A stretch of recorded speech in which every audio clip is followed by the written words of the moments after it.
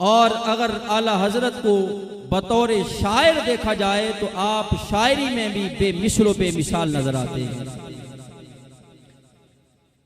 जैसे आला हजरत फाजिल बरेलवी रहमतुल्लाह ताला अलैह के भाई मौलाना हसन रजा खान वो फन शायरी में दाग दहलवी के शागिर्द थे। आप अशार लिखते थे, कलाम लिखते थे। जब चंद अशार जमा हो जाते थे उनको चेक कराने के लिए, इस्लाह कराने के लिए दाग दहलवी के पास भेज देते थे। मौलाना हसन रजा खान रहमतुल्लाह ताला अलैह आपने कुछ कलाम लिखा, कुछ अशार लिखे।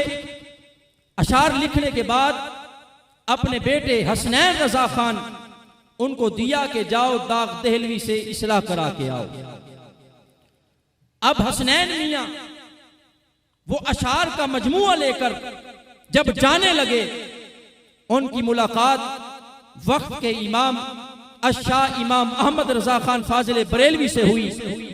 आला हजरत ने पूछा कहां जा रहे हो?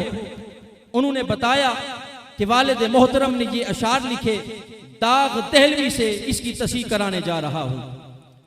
उस वक्त आला हजरत भी एक नात लिख रहे थे, उनकी महक ने दिल के गुंचे खिला दिए हैं, जिस राह चल दिए हैं कूचे बसा दिए हैं। अभी तक आला हजरत ने उसका मक्ता नहीं लिखा था।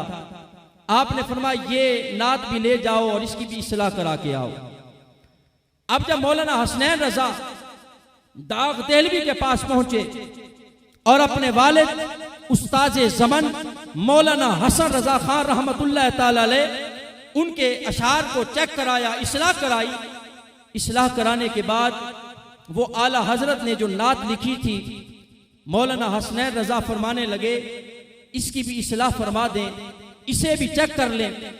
दाग दहलवी ने अव्वल से आखिर तक देखा, वो नात पढ़ते भी रहे, गुनगुनाते भी रहे, रोते भी रहे और ये फरमाते रहे मैंने ये नात अव्वल से लेके आखिर तक पढ़ी है, इसे इस्लाह की कोई हाजत नहीं है।